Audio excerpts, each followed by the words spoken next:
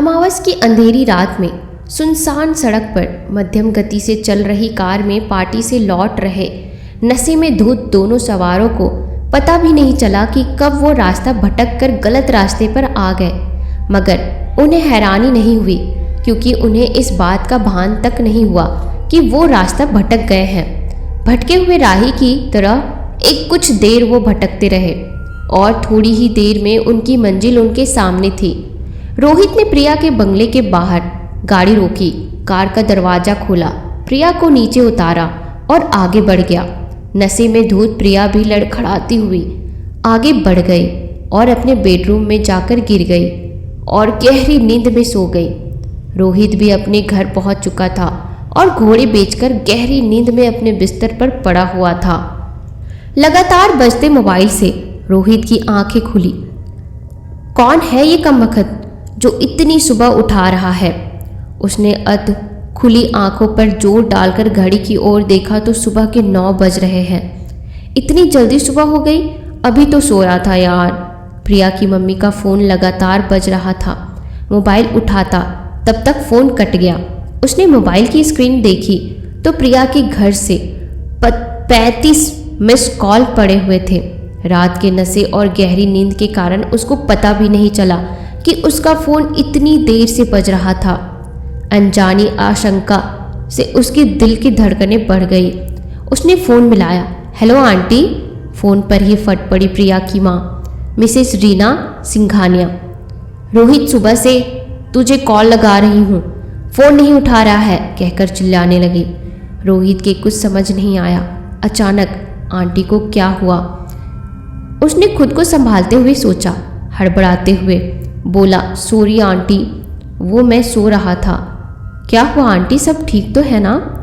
कुछ भी ठीक नहीं है रोहित। प्रिया कल से घर वापस नहीं आई है, रीना चिल्ला करके बोली। व्हाट? ये क्या कह रही हैं आप? ऐसा कैसे हो सकता है? रोहित एकदम शॉक्ड होकर बोला। मैंने तो कल रात को करीब 12 साढ़े 12 बजे उसको घर पर ही छोड़ा था। झूठ मत बोलो रोहित। प्रिया कल तुम्हारे साथ गई थी, उसके बाद से लापता है। लापता है? आपको कुछ गलत फहमी हुई है आंटी। मैं खुद उसको आपके बंगले के बाहर छोड़कर आया था। हो सकता है सुबह इधर उधर चली गई हो। आप परेशान मत हो आंटी, मैं घर ही आता हूँ, कहकर रोहित ने फ़ोन कट कर दिया और प्रिया को कॉल लगाने लगा। डायल किया गया नंबर उपलब्ध नहीं है। रोहित की नींद उड़ चुकी थी। सोच में पड़ गया, रोहित ऐसा कैसे संभव है? कल रात को हम दोनों पार्टी से निकले थे और मैंने उसको बंगले के बाहर ही छोड़ा। मैं नशे में था, इसका मतलब ये नहीं था कि मुझे कुछ भी याद नहीं है। सुबह सुबह ये खबर सुनकर रोहित का सारा नशा उतर गया। ऐसा कैसे संभव है? रोहित बार बार सारी कड़ियाँ जोड़ने की कोशिश कर रहा था। रोहित थोड़ी ही देर में प्रिया के घर पहुंच गया। सामने प्रिया की माँ और प्रिया के पिता शहर के जाने माने बिजनेसमैन मिस्टर सिंघानिया उदास बैठे हुए थे। उनके पास ही पुलिस के एसपी करण बैठे हुए थे। उनसे पूछताछ कर रहे थे। अभी तक प्रिया के अगवा होने या फिरौती से संबंधित कोई कॉल नहीं आया हुआ था। रोहित को आता देख मिस्टर सिंघानिया ने एसपी करण को इशारा किया, जिसे रोहित ने देख लिया था। रोहित उनके सामने गर्दन नीचे कर अफसोस की मुद्रा में खड़ा हो गया। एसपी करण ने रोहित की ओर सवाल दागा। मिस्टर रोहित, हम तो तुम्हें पुलिस स्टेशन ले जाकर के पूछताछ करना चाहते थे, मगर मिसेस सिंघानिया की रिक्वेस्ट पर हम घर में ही पूछताछ कर रहे हैं। ये नहीं चाहते किसी भी तरह की इनकी बदनामी हो, इसलिए जो भी तुम्हें पता है साफ साफ बता दो। और हाँ, झूठ बोलने की सोचना भी मत। एक झूठा या गलत इन्फॉर्मेशन तुम्हें परेशानी में डाल सकती है। जिस अंदाज में एसपी करण ने रोहित से ये लाइन कही, रोहित अंदर तक कांप गया। उसने सोचा भी नहीं था कि एक अमीर घर की लड़की से दोस्ती उसे करना यहाँ तक ला सकती है। सर, आप विश्वास रखिए, मुझे जो कुछ भी पता है मैं आपको सच सच बताऊंगा। प्रिया और मैं एक ही कॉलेज में पढ़ते हैं और कल हमारे ग्रुप की कॉमन फ्रेंड का जन्मदिन था। हम लोग कल पार्टी में गए थे। वापस आते वक्त काफ़ी लेट हो गया था। मैं और प्रिया एक साथ आए थे और मैंने रात को इसके घर के बाहर छोड़ा और प्रिया अपने घर की तरफ गई और मैं आगे निकल गया। तो तुमने देखा था कि प्रिया घर के अंदर चली गई थी? इतना ध्यान नहीं सर, रात काफ़ी हो गई थी। मैंने उसको उसके गेट के पर छोड़ा और आगे निकल गया। ध्यान कैसे होगा, शराब का नशा तो सिर पर चढ़ा हुआ होगा। साथ ही में आया सब इंस्पेक्टर राणे बीच में ही बोला। एसपी करण ने एसआई राणे को चुप रहने का इशारा किया। मगर हमने तो उस वक्त की इस घर की सारी सीसीटीवी चेक कर लिए हैं, उसमें कहीं भी तुम और तुम्हारी गाड़ी नज़र नहीं आ रही। ऐसा कैसे हो सकता है सर? मैंने खुद उसको इस बंगले के आगे छोड़ा है। कितने बजे छोड़ा था तुमने? एसपी करण ने सवाल दागा। यही कोई 11:30 बजे पार्टी से हम लोग निकल गए थे और करीब 30 से 40 मिनट यहाँ हमें आने में लगा होगा, तो शायद करीब 12 साढ़े 12 बजे हम इस बंगले पर आए होंगे। प्रिया को मैंने घर के बाहर ड्रॉप किया और मैं अपने घर जाकर सो गया। तुम एकदम सही बता रहे हो ना, जहाँ तुमने प्रिया को छोड़ा वो प्रिया का ही बंगला था।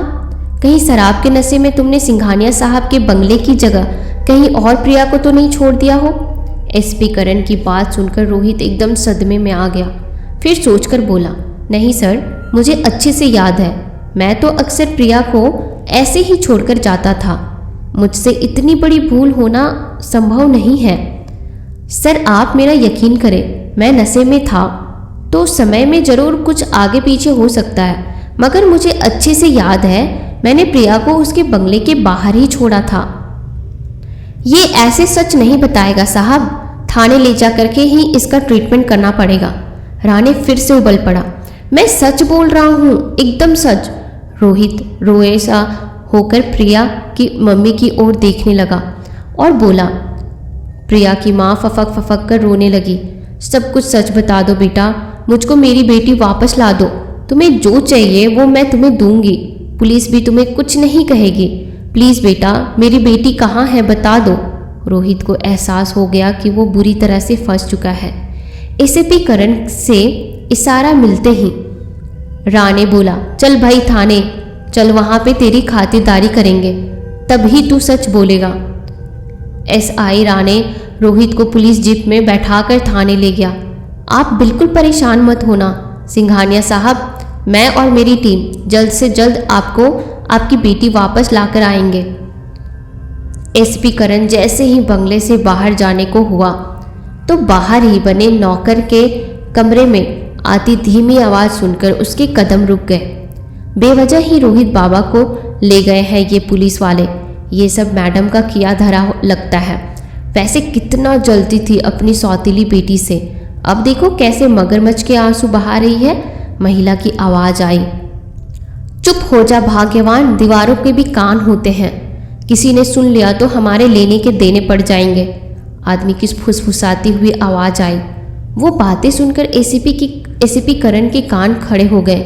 वो चुपचाप उस वक्त वहाँ से निकल गए। मिस्टर सिंघानिया शहर के जाने माने बिजनेसमैन थे। उनकी इकलौती बेटी प्रिया उन्हें अपनी जान से भी ज़्यादा प्यारी थी। उन्होंने उसको पालने पोसने में कभी कोई कमी नहीं रखी थी। मगर जब प्रिया 10 साल की थी तो उसकी माँ उसको छोड़कर चली गई। बिन माँ की बच्ची कैसे पलेगी? रिश्तेदारों के दबाव में आकर सिंघानिया ने दूसरी शादी कर ली थी। ऐसा नहीं है कि उसकी नई माँ ने उसको अपना बनाने में कोई कसर छोड़ी थी, मगर प्रिया अपनी नई माँ को कभी नहीं अपना पाई। प्रिया के वयस्क होते होते दोनों माँ बेटी के बीच कब दूरियां बढ़ गई पता न चला। प्रिया की माँ कुछ बोलने की कोशिश करती तो तुम मेरे पिता की पत्नी हो, मेरी माँ नहीं हो कहकर प्रिया उनको चुप करा देती। अपने बिजनेस में डूबे मिस्टर सिंघानिया माँ बेटी के बीच खड़ी इस दीवार को कभी देख ही नहीं पाए। मिसेस सिंघानिया ने कभी अपने पति से कहने की कोशिश भी नहीं की, मगर सौतेला का जो टैग लगा था तो वो कभी अपने मन की बात कह ही नहीं सकती। जब भी वो कुछ कहती तो सिंघानिया कह देते, अभी वो छोटी है, वक्त के साथ संभल जाएगी। वक्त बीतता गया। रोहित के रूप में प्रिया को अपना हमदर्द मिल गया था, जहाँ वो अक्सर रोकर अपना दिल हल्का कर लिया करती थी। वो कहते हैं ना, इश्क और मुश्क छुपाए नहीं छुपते। उनकी प्रेम की प्रिया की माँ को भी भनक लग ही गई थी, मगर प्रिया ने रोहित मेरा अच्छा दोस्त है और कुछ नहीं कहकर बात को टाल दिया। सारी संपत्ति की मुख्य वारिस प्रिया ही थी। ये बात मिस्टर सिंघानिया ने शादी के वक्त ही पहले से रीना को बता दिया था। अपनी परिस्थितियों से मजबूर वो सब कुछ जानकर भी वो शादी के लिए राजी हो गई थी, मगर सुख सुविधाओं के बीच संपत्ति के प्रति उसका आकर्षण भी धीरे धीरे सिर उठाने लगा था। पुलिस के जाते ही थोड़ी देर बाद मिस्टर सिंघानिया और रीना में बहस होने लगी। मैंने आपसे कितनी बार कहा कि लड़की हाथ से निकल रही है, मगर आप लोगों ने तो मुझे हमेशा पराया ही समझा। मुझे इस रोहित पर पहले से ही शक था। न जाने कब से वो प्रिया को अपने प्यार के जाल में फंसाकर इस घर का दामाद बनने का सपना देख रहा है। जब प्रिया उसके झांसे में नहीं आई तो उसको अगवा कर लिया, और हो सकता है दोनों की मिलीजुली साजिश हो। कुछ दिन गायब रहेंगे, फिर शादी करके वापस आ जाएंगे, और प्रिया जानती है उसके पापा ज़्यादा दिन उन्हें उससे रूठ कर नहीं रह सकते।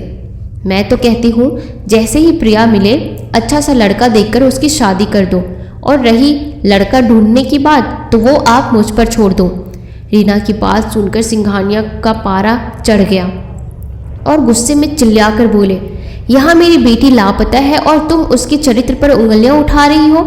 प्रिया अच्छे से जानती है कि उसके पिता उसकी खुशी के लिए किसी भी हद तक जा सकते हैं, तो वो ऐसा कदम उठाने का सपने में भी नहीं सोच सकती। और रही उसकी शादी की बात तो उसकी चिंता छोड़ो। प्रिया इस काबिल है कि वो अपने पिता की इज्जत का मान रखते हुए ही कोई भी फैसला लेगी। मिस्टर सिंघानिया की बात सुनकर रीना को करंट सा लग गया। जो जी में आए वो करो, मैं यहाँ फालतू में आंसू बहा रही हूँ, चिंता में डूबी जा रही हूँ, और यहाँ कोई मुझे अपना मानता ही नहीं, कहकर पैर पटक कर चली गई। मिस्टर सिंघानिया भी गुस्से में घर के बाहर चले गए। पास के कमरे से नौकर नौकरानी के बुदबुदाने की आवाज़ आई। ये औरत तो कोई अलग ही खिचड़ी पका रही है। साहब भूले हैं, उनकी समझ में कुछ नहीं आता। मन तो करता है साहब को जाकर इसकी सारी असलियत बता दूं। पागल मत बनो, नौकर की पत्नी ने नौकर को रोका। वो दोनों पति पत्नी हैं। रीना मैम साहब को अपने मगरमच्छ वाले आंसू दिखाकर साहब को पागल बना देगी और हमें घर छोड़ना पड़ जाएगा। मिस्टर सिंघानिया घर से बाहर जा चुके थे। रीना अपने कमरे में खुद को अंदर से कुंडी लगाकर कमरे के अंदर थी। इधर थाने में एसआई राणे रोहित का रिमांड लेने में लगा था। तो क्या सेवा की जाए आपकी साहब, चाय मंगवाए या कॉफ़ी? एसआई राणे ताना मार कर बोला। अरे सर, तो दारू से नीचे कुछ पीते ही नहीं हैं। वो क्या बोलते हैं? हाँ पार्टी। सर तो पार्टी करते हैं अमीर घर की लड़कियों के साथ, फिर लड़की नहीं मानती तो उसको अगवा कर लेते हैं। रोहित उसकी बात सुनकर अंदर तक गुस्से से जलकर उबल गया था, मगर चुप रहा। ये पता वो जिंदा तो है या उसका रेप करके मार दिया उस अमीरजादी को। उसके मुंह से ऐसी बात सुनकर रोहित का गुस्सा 7वें आसमान पर पहुंच गया। अबे चुप कर साले, मेरे हाथ खोल, फिर तुझे बताता हूँ। जो मन में आ रहा है कुछ भी उल्टा सीधा बके जा रहा है। तू पुलिस वाला है तो क्या कुछ भी बोलेगा, मेरा हैरेसमेंट करेगा? राणे को भी गुस्सा आ गया और उसने एक जोरदार का चाटा दिया रोहित के गाल पर खींचकर। मैं तेरा साला कब से हो गया? पुलिस वाले को गाली देने से पहले 100 बार सोच लियो। साढ़े ऐसी धारा लगाऊंगा कि अगला जन्म लेने से पहले 100 बार सोचेगा। रोहित उसका ये रूप देखकर सहम गया और खुद को संभालते हुए बोला, मुझे मेरे वकील से बात करनी है। ना जीजा जी, पहले आप अपने साले से बात कर लो। राणे ने घूर कर बोला। आई एम सॉरी सर, मेरा वो मतलब नहीं था। आपकी गलत बात सुनकर मुझे गुस्सा आ गया था। तो फिर क्या मतलब था तेरा? के बोला? मैं सुन नहीं पाया, जरा जोर से बोलियो। क्या सर, अभी क्या बोला? मैं बस यही बोल रहा हूँ कि मेरी गलती है। आई एम सॉरी सर, मैं गुनाहगार नहीं हूँ। आप मेरे साथ ऐसा व्यवहार नहीं कर सकते हैं। ओह अंग्रेज की छठी औलाद, ये तेरा कॉलेज नहीं है जो तू मने कानून सिखा रहा है। प्यार से समझा रहा हूँ, अपना गुनाह कबूल कर ले। बता दे लड़की कहाँ है। अभी बता देगा तो मार से बच जाएगा। और मैं तेरी सज़ा भी कम करवा दूंगा। इसलिए मेरे प्यारे, बता दो, मान जा, अपनी गलती मान ले, वरना गुलाबी गाल लाल करने में मुझे ज़्यादा टाइम नहीं लगेगा। सर, आप मेरे पर गलत दबाव बना रहे हैं। आप मेरे वकील को बुलाइए। मैं अब अपने वकील के सामने ही आपसे कोई बात करूँगा, प्लीज़। ओ बच्चे ने कानून भी पता है। वकील तो बाद में आएगा साले, उससे पहले मार मार के भूस भर दूंगा, तब तने समझ आवेगा कानून से बहस क्यों नहीं करते। रोहित ने गर्दन नीचे कर ली और चुपचाप उदास होकर बैठ गया। थोड़ी देर में ही एसीपी करण ऑफिस में आ गए। रोहित की हालात देखकर समझ गए कि उसका रिमांड हो चुका है। रोहित के सामने कुर्सी पर बैठते हुए बोले, देखो रोहित, कल रात जो कुछ भी हुआ उसके बारे में हमें सब कुछ सच सच बता दो। तुम्हारा एक झूठ तुम्हें मुसीबत में डाल सकता है। रोहित रोते हुए बोला, सर मैं सच बोल रहा हूँ। मैंने उसको उसके बंगले के बाहर छोड़ दिया। उसके बाद उसके साथ क्या हुआ मुझे नहीं पता। तुम्हारे हिसाब से तुम प्रिया को 12 साढ़े 12 बजे उसके बंगले के पर छोड़ गए थे, मगर ये देखो वहाँ के सीसीटीवी, वहाँ 12:30 बजे तक तुम तो क्या कोई भी नहीं आया। रोहित ने देखा सीसीटीवी में वो कहीं भी नज़र नहीं आ रहा था। हाँ, रात को 1 बजे करीब तुम जरूर वहाँ आए कुछ पल के लिए। तुमने अपनी गाड़ी रोकी और फिर वहाँ से चले गए। एसीपी करण ने जैसे ही उसको रात 1 बजे की सीसीटीवी फुटेज दिखाई तो रोहित के पेट में पानी हो गया। उस फुटेज में रोहित गाड़ी से आया, बाहर उतरा, फिर से वापस बैठ गया और कार आगे लेकर चला गया। अब इस बारे में तुम्हारा क्या कहना है रोहित? एसीपी करण ने रोहित की आंख में आंख डालकर पूछा। सर, सुबह मैं नींद से उठकर आया था, मुझे हैंगओवर हो रहा था, सब कुछ याद नहीं आ रहा था, इसलिए मैंने अंदाजन टाइम बताया था। बाद में मैंने दिमाग पर जोर डाला, याद किया तो याद आया। सर, हम रात को करीब 1 बजे आए थे। मैंने प्रिया को छोड़ना चाहा तो उसने गाड़ी से उतरने से इनकार कर दिया। बोली अभी तो सारी रात बाकी है, मुझे थोड़ा और घुमा दो। इसलिए मैंने गाड़ी उसके बंगले पर रोकी और फिर लेकर आगे निकल गया। घूमते घूमते हम शहर से बाहर जंगल की ओर निकल गए थे। रास्ते में हमने शराब पी। उसकी थोड़ी देर बाद करीब 3 साढ़े 3 4 बजे फिर से वापस आए और प्रिया को घर के बाहर छोड़ मैं निकल गया। रात में मैं नशे में था तो मुझे कुछ याद नहीं है। तभी एसीपी करण का फ़ोन बज उठा। जी सर, मैं निकल रहा हूँ बस। एसआई राणे की ओर मुखातिब होकर बोला, इसका अच्छे से रिमांड लो और मुझे रिपोर्ट दो। यस सर कहकर राणे ने रोहित की आंखों में बहसीपन से देखा। क्यों रे हीरो, सुबह तो ये कुछ नहीं बताया, अब सीसीटीवी की बात बताते ही तेरे अंदर का तोता बोलने लगा। ये अंदाजन यहाँ पर नहीं चलेगा। जितना जल्दी तू सच बताएगा उतनी जल्दी हम दोनों ही फ्री हो जाएंगे। वो क्या बोलते हैं, तेरा रात का हैंगओवर नहीं उतरा तो अभी तुझे यही हैंग करके तेरी लाइफ को ओवर कर दूंगा, कहकर जोर से ठहाके लगाकर हंसने लगा। मुझे राणे कहते हैं, तुझे आखिरी बार समझा रहा हूँ, मेरे चक्कर में मत पड़। जो कुछ पता है सच सच बता और निकल। मेरा भेजा घूम गया ना तो तेरा सारा नशा उतार दूंगा। अभी तूने मेरी शराफत देखी है, मेरे अंदर के गुंडे को मत जगा। मैं सच कह रहा हूँ सर, मुझे जो याद आया मैंने बता दिया। रोहित मासूमियत से बोला। अच्छा, तो तूने सब बता दिया, अब कुछ बाकी नहीं है? राणे प्यार से बोला। जी नहीं सर, सब बता दिया। ओह सिंधे, जरा मेरा पट्टा तो लाना, मुझे चेक करना है कि इसके अंदर से सब निकल गया है या कुछ अभी भी बाकी है।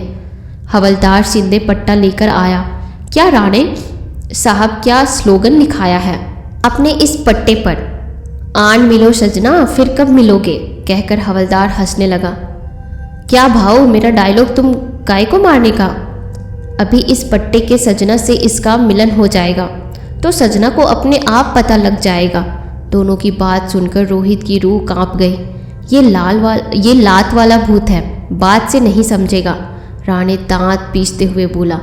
राणे का ये रूप देखकर अंदर तक कांप गया। आज वो बहुत मार खाने वाला था। उसके आंखों में आंसू आ गए। अपनी माँ के शब्द याद आ गए। बेटा प्रिया अच्छी लड़की है, मगर उसकी और हमारी औकात में ज़मीन आसमान का फ़र्क है। इस रिश्ते को दोस्ती तक ही रख, वरना किसी दिन बड़ी मुसीबत में फंस जाएगा। कुर्सी पर बैठा रोहित अपना सर नीचे करके उस पल को कोसने लगा जब वो आखिरी बार प्रिया के साथ था। काश प्रिया मेरी बात मान लेती तो ये सब ना होता।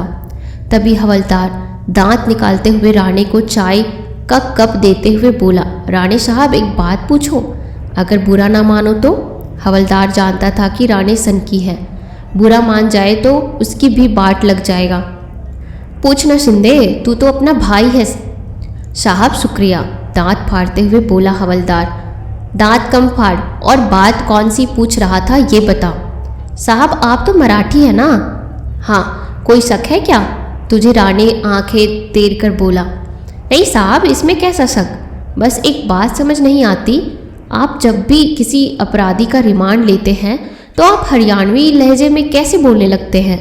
राणे ने हवलदार को देखा और बोला, ये एक राज की बात है, किसी को बताना नहीं। तेरी शादी हो गई? हाँ साहब, कब की? सच सच बताना, तेरी बीवी तेरा रिमांड लेती है या नहीं? शिंदे शर्मा कर बोला, लेती तो है साहब, फिर क्या करता हूँ। ऐसा ही राणे आँख के आँख डालकर बोला, क्या कर सकते हैं साहब? हवलदार शिंदे अफसोस से बोला, पहले गाली सुनने का, फिर बाद में जाकर दारू पीकर जो मिले उस पर अपनी भड़ास निकालने का, और क्या। शिंदे आंखें झपकाते हुए बोला, तो तेरी बीवी कहाँ से है शिंदे? सर वो भी इधर से ही है। बोले तो लव मैरिज। शिंदे शर्मा कर बोला, देख रिमांड मेरा भी लगता है, बस मेरा थोड़ा तरीका अलग है। तो अपनी मराठी वाइफ से मार खाकर अपनी भड़ास दारू पीकर बाहर में निकालता है, और मैं अपनी हरियाणवी वाइफ से मार खाकर अपनी भड़ास इन अपराधियों पर निकालता हूँ। मैं खुद से नहीं बोलता, भड़ास निकालते टाइम बीवी की याद आ जाती है तो बस अपने आप मुंह से हरियाणवी निकल जाती है। क्या मजाक करते हैं साहब, आप भी ना। हवलदार शिंदे दांत निकालते हुए बोला। राणे आंख तरेर कर बोला, शुरू किसने किया गपशप? अब यहाँ से निकल और बाहर से कुंडी मार। वो हो साहब बोलकर हवलदार पतली गली से निकल गया। शिंदे ने रोहित का रिमांड शुरू ही किया था, तभी एक पुलिस वाला उस कमरे में दाखिल हुआ। सर, एक 25 साल की लड़की की लाश मिली है। आशंका जताई जा रही है कि ये प्रिया की लाश है। मीडिया का जमावड़ा वहां पहुंच चुका है। सुनते ही रोहित के पसीने छूट गए। राणे ने आंखें तरेर कर रोहित की ओर देखा। क्यों रे हफ्सी दरिंदे, लड़की नहीं मानी तो उसका रेप करके मार दिया? क्यों रे, कौन कौन है तेरी गैंग में, बता जल्दी। देखो तो डबल सजा मिलेगी, एक मेरी अदालत में और फिर कानून की अदालत में। कमरे में दर्द से जोर जोर से चीखने की आवाज़ आने लगी। चीखों के साथ राणे के अट्टहास से ये बताने के लिए काफ़ी था कि उस पट्टे का मिलन वो रोहित से करवा चुका था। मार खाते खाते रोहित बेहोश हो गया तो पसीने से तत्तर बत्तर राणे कमरे के बाहर आया और पानी की बोतल अपने सर पर डालकर खुद को नहला दिया। इधर सिंघानिया साहब के बंगले में उनकी पत्नी रीना बैठे बैठे सोच रही थी कि सब कुछ प्लान के मुताबिक है, मगर ये रोहित झूठ क्यों बोल रहा है कि उसने प्रिया को उनके बंगले पर छोड़ा था। सीसीटीवी में भी साफ दिख रहा था कि रोहित और प्रिया दोनों ही गाड़ी से नहीं उतरे थे। रीना के दिमाग में भी 100 चक्री चल रही थी। उसने लाइन का फ़ोन उठाया, किसी को फ़ोन मिलाया। हाँ तो सब कर दिया प्लान के मुताबिक, बस थोड़ा सब्र रखो। रीना एक ही सांस में सब कह गई। सामने वाले ने जो जवाब दिया उसे सुनकर रीना के होश बाख्ता उड़ गए। क्या बकवास कर रहे हो तुम? तभी दरवाजे के पास कुछ आहट सुनकर मैं तुमसे बाद में बात करती हूँ कहकर रीना ने तुरंत फ़ोन रख दिया और ज़ोर से चिल्लाई, कौन है दरवाजे पर? हम हैं मेम साहब, आपके लिए चाय लेकर आए हैं, नौकर ने जवाब दिया। रीना ने दरवाजे को खोला और नौकर पर चिल्ला कर पड़ी, मैंने तुमसे चाय मांगी थी क्या? और आए हो तो दरवाज़ा खटखटाया क्यों नहीं? और कितनी देर से यहाँ खड़े हो तुम? मैडम की डांट सुनकर सकपका गया नौकर। ऐसी बात नहीं है मैडम, हमने सोचा आपने प्रिया दीदी की टेंशन में सुबह से चाय तक नहीं पी होगी तो आपके लिए चाय लेकर आया था। मेरे हाथ में चाय थी, जब तक दरवाज़ा खटखटाता तब तक आपने आवाज़ लगा दी ठीक है, रखो चाय और जाओ यहाँ से। जी मैम साहब। नौकर चाय रखकर मैडम को अजीब सी नज़रों से देखकर वापस चला गया। उसका इस तरह से देखना रीना के मन में शक पैदा कर गया। कहीं उसने कुछ सुन तो नहीं लिया। उसने अपने मन को समझाया, वो इतना धीरे से बात कर रही थी, उसकी बात बाहर जाना कैसे संभव है। फिर भी अपने मन को तसल्ली देने के लिए उसने धीरे से नौकर को आवाज़ लगाई, मगर नौकर की तरफ से कोई जवाब नहीं आया। इधर रीना को थोड़ी तसल्ली हुई कि उसकी बात नौकर ने नहीं सुनी है। इस बात से अनजान कि नौकर ने उसकी पुकारने की आवाज़ सुन ली थी, मगर डांट खाया नौकर जानबूझकर वापस नहीं गया। शहर के जाने माने उद्योगपति मिस्टर सिंघानिया की इकलौती लड़की कल रात से लापता। अपहरण की आशंका व्यक्त की जा रही है। शहर में ही एक लड़की की लाश मिली है जिसकी शिनाख्त अभी तक नहीं हो सकी है। सूत्रों के द्वारा बताया जा रहा है कि उस लड़की के साथ रेप करके उसको मारकर फेंक दिया गया था। शहर में बढ़ रहे अपराध, क्या कर रही है पुलिस? मैं हूँ रोमा दत्ता, अभी तक न्यूज़ लाइव। न्यूज़ पर यह खबर देखते ही मिस्टर सिंघानिया के हाथ से पानी का गिलास छूट गया और उनका दिमाग अनजानी आशंकाओं से घिर गया। तभी मिस्टर सिंघानिया का मोबाइल फ़ोन बज उठा। उनकी जितनी धड़कन उस समय मोबाइल की घंटी से बढ़ी थी, उससे ज़्यादा धड़कन उस कॉल पर कही गई बात ने बढ़ा दी। माफ़ कीजिएगा सर, आपकी बेटी की हम उम्र लड़की की लाश मिली है। आप एक बार मुर्दाघर आकर शिनाख्त कर ले। जी जी मैं आता हूँ। मिस्टर सिंघानिया की कपकपाती हुई आवाज़ निकली। पसीने पसीने होकर धम से अपनी कुर्सी पर गिर पड़े। अनजानी आशंकाओं से उनका दिमाग भर गया और दिमाग घूमने लगा। अपने मन में आ रही आशंका को दूर करने के लिए और ईश्वर से मन ही मन प्रार्थना करने लगे। मिस्टर सिंघानिया ने मुर्दाघर जाने से पहले अपनी पत्नी को फ़ोन लगाया। सिंघानिया ने सारी बात पत्नी को बताई। वो साथ चलने के लिए कहते उससे पहले ही वो बोल पड़ी, मैं नहीं जा पाऊंगी, मैं उसे इस हाल में नहीं देख पाऊंगी, तुम ही जाओ। फ़ोन पर ही फट पड़े मिस्टर सिंघानिया। शुभ शुभ बोलो, मेरी बेटी अभी जिंदा है, कुछ नहीं हुआ है उसको। बोलकर गुस्से से चिल्लाते हुए फ़ोन कट कर दिया। मिस्टर सिंघानिया कार लेकर निकल गए। इस समय एसआई राणे पार्टी में मौजूद लोगों के बयान लेने में लगा हुआ था। कुछ खास बात नहीं पता चल रही थी। तभी एक लड़के ने चौंकाने वाली बात बताई, सर प्रिया और रोहित में कहा सुनी हो गई। उसके बाद दोनों ही पार्टी से जल्दी चले गए थे। लड़ाई किस बात पर हुई कोई नहीं बता रहा था। वैसे उन दोनों का रिश्ता कैसा था? राणे ने सबसे एक साथ पूछा। रिश्ता तो ठीक ही था, दोनों अच्छे दोस्त थे। प्यार से कम और दोस्ती से ज़्यादा था उनका रिश्ता। रोहित उसको प्यार करता था, मगर प्रिया ने ना कभी हाँ कहा और ना ही कभी ना। प्रिया की दोस्त ने अंदर की बात बताई। ओह, तो और भी कोई है यहाँ प्रिया का आशिक? राणे ने सब लड़कों की तरफ नज़र डालते हुए पूछा। भीड़ में खड़ा मनोज पीछे छुपने की कोशिश करने लगा, जिसे राणे ने भांप लिया, मगर कुछ कहा नहीं। राणे ने सबको जाने के लिए बोला। जाने से पहले सब अपने अपने मोबाइल नंबर यहाँ लिख कर जाए और कोई बिना मेरे परमिशन के शहर से बाहर नहीं जाएगा। सभी अपना अपना नंबर लिख कर जाने लगे, मगर जैसे ही मनोज बाहर जाने को हुआ तो राणे ने मनोज को रोक लिया। तो रुक, इधर आ, तेरे लिए स्पेशल पैकेज है। क्या हुआ सर? मनोज हड़बड़ा कर बोला। ये तो तू बताएगा ना साले कि क्या हुआ। पार्टी में क्यों झगड़ रहा था रोहित से? नहीं सर, आपसे ये किसने कहा? मेरी तो उससे कोई बात नहीं हुई। पक्का ना? राणे ने मुस्कुराकर कहा। एकदम पक्का सर, मनोज ने आत्मविश्वास के साथ जवाब दिया। अचानक तड़ाक की आवाज़ के साथ मनोज नीचे गिर पड़ा। क्यों भाई, बिना मार खाए तेरे मुंह से सच नहीं निकलता क्या? राणे मुस्कुराकर बोला। मैंने क्या किया है सर? मनोज अपना गाल सहलाते हुए बोला।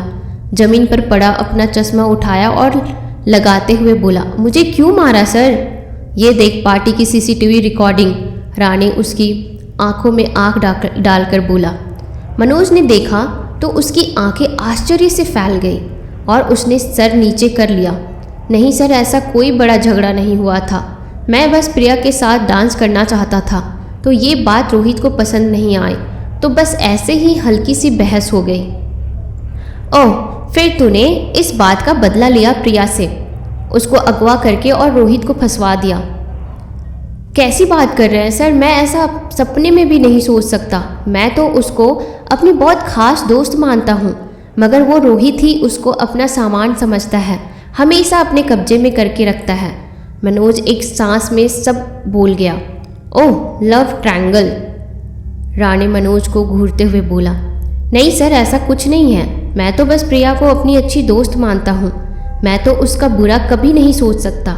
वो तो नशे में रोहित ही बदतमीजी कर रहा था, प्रिया को किसी के साथ डांस नहीं करने दे रहा था, इसलिए बस थोड़ी बहुत बहस हो गई। अच्छा चल, मान लिया तू सच बोल रहा है, तो फिर तुझे किस पर शक है? राणे मनोज की आंख में आंख डालकर बोला। मुझे तो किसी पर शक नहीं है सर, उस रोहित से ही पूछिए, वो ही सच बता सकता है। आखिरी बार वही था उसके साथ। राणे ने मनोज को घूरा और बोला, चल निकल। मनोज हाथ जोड़ता हुआ वहाँ से निकल गया। इन स्टूडेंट से बात करके कुछ पता लगा राणे? एसीपी करण ने राणे से पूछा। कुछ खास नहीं सर, कुछ तो बड़ी गड़बड़ है, कोई बड़ा झोल है। अभी तक तो रोहित के अलावा कोई भी ऐसा नहीं है जो शक के दायरे में आता हो। उधर मुर्दा घर के बाहर खड़े मिस्टर सिंघानिया बार बार हाथ जोड़कर ईश्वर से मन्नतें मांग रहे थे कि ये उनकी बेटी ना हो। पास ही खड़े मुर्दा घर के वार्ड बॉय ने आवाज़ लगाई, सर आप लाश की शिनाख्त करने के लिए अंदर आ सकते हैं। मिस्टर सिंघानिया कांपते हुए पैरों से अंदर गए। जैसे ही उनकी नज़र उस लाश के चेहरे पर पड़ा, उनके मुंह से चीख निकल गई, आंसू निकल आए। वो खुशी के आंसू थे। मुझे पता था मेरा ईश्वर मेरे साथ इतना बुरा नहीं कर सकता। हे भगवान, तेरा लाख लाख शुक्र कि मेरी बेटी अभी जिंदा है। उन्होंने वहीं से अपने घर अपनी पत्नी को फ़ोन लगाया कि वो लाश उनकी बेटी की नहीं है। ये खबर सुनकर उनकी पत्नी ने गहरी सांस ली और बोली, थैंक्स टू गॉड, प्रिया जिंदा है, जहाँ भी हो बस सलामत रहे। मिस्टर सिंघानिया ने जवाब में सिर्फ हाँ कहा और फ़ोन रखकर किसी सोच में डूब गए। मनोज अपना गाल सहलाते हुए चुपचाप से वहाँ से निकल गया। देखने में भोंदू सा लगने वाला, आंखों पर मोटा चश्मा लगाया हुआ मनोज पहले ही नज़र में प्रिया का दीवाना हो गया था। प्रिया समझती सब थी, मगर उससे हंसकर बात किया करती थी। वो बेवकूफ़ प्रिया की हंसी में अपनी मोहब्बत की उम्मीद ढूंढा करता था। उसको लगता था एक ना एक दिन प्रिया मान ही जाएगी। उसकी राह का सबसे बड़ा रोड़ा था रोहित। उसका बस चलता तो वो रोहित को कब का ठिकाने लगा देता। मनोज पैदल ही सड़क पर चलने लगा। उसने अपनी जेब से मास्क निकाला और लगा लिया। फिर इधर उधर नज़र दौड़ाई, देखा उसका कोई पीछा तो नहीं कर रहा है। वो सावधानी से आगे बढ़ने लगा। आगे जाकर वो एक फ़ोन बूथ में घुस गया। अपनी पतली पतली उंगलियों से एक नंबर डायल करने लगा। सामने से फ़ोन रिसीव होते ही बोला, हेलो मैडम, मैं मनोज। हाँ जल्दी बोलो, तुम्हें मना किया था ना यहाँ कॉल मत करना। हाँ मैडम, मगर मजबूरी है। कैसी मजबूरी? आज पुलिस मुझ तक पहुँच गई। मनोज डरते हुए बोला। तुम तक कैसे? सामने से महिला की घबराती हुई आवाज़ आई तो मनोज ने सारी बात बता दी। सामने वाली महिला ने गुस्सा करते हुए कहा, तुम पागल हो क्या? पुलिस सिर्फ तुम तक नहीं पहुंची थी, वो पार्टी में मौजूद सभी दोस्तों से पूछताछ कर रही थी। इसलिए तुम शांत और अनजान बने रहो, बिना घबराए बस एक ही जवाब दो, मुझे कुछ नहीं मालूम। तुम्हारी एक बेवकूफ़ी मुझे भी ले डूबेगी। जी मैडम, मनोज ने सर को हाँ के जवाब में हिलाते हुए जवाब दिया। वो प्रिया ठीक तो है ना? मनोज ने शर्माते हुए पूछा। तब तक सामने की तरफ से कॉल कट चुका था। साली को ऐसा कुछ बोलने ही वाला था। एक बार प्रिया मेरी हो जाए तो इसको भी सबक सिखाऊंगा, कहकर मनोज ने फ़ोन वापस रख दिया और मन ही मन बुदबुदाया, आई लव यू प्रिया, तुम सिर्फ मेरी हो, तुम्हें और मुझे मिलने से कोई नहीं रोक सकता, वो कमीना रोहित भी नहीं। बोलते बोलते उसके दांत पीसने लगे और आंखों में गुस्सा भर गया। क्या मनोज ने प्रिया को अगवा किया है या उसकी सौतेली माँ ने? या फिर क्या वो फ़ोन पे जिस औरत से बात कर रहा था वो प्रिया की सौतेली माँ थी? या फिर मनोज और प्रिया की सौतेली माँ आपस में मिले हुए हैं? आपको क्या लगता है, रोहित बेकसूर है या उसका भी कुछ हाथ है? ये सभी सवालों का जवाब जानने के लिए आप इस कहानी का दूसरा पार्ट जरूर देखें। और इस कहानी का दूसरा पार्ट आप तभी देख सकते हो जब तक आप इस चैनल को सब्सक्राइब करोगे। तो जल्दी से इस चैनल को सब्सक्राइब कर लो और आपको क्या लगता है वो कमेंट सेक्शन में ज़रूर बताइएगा।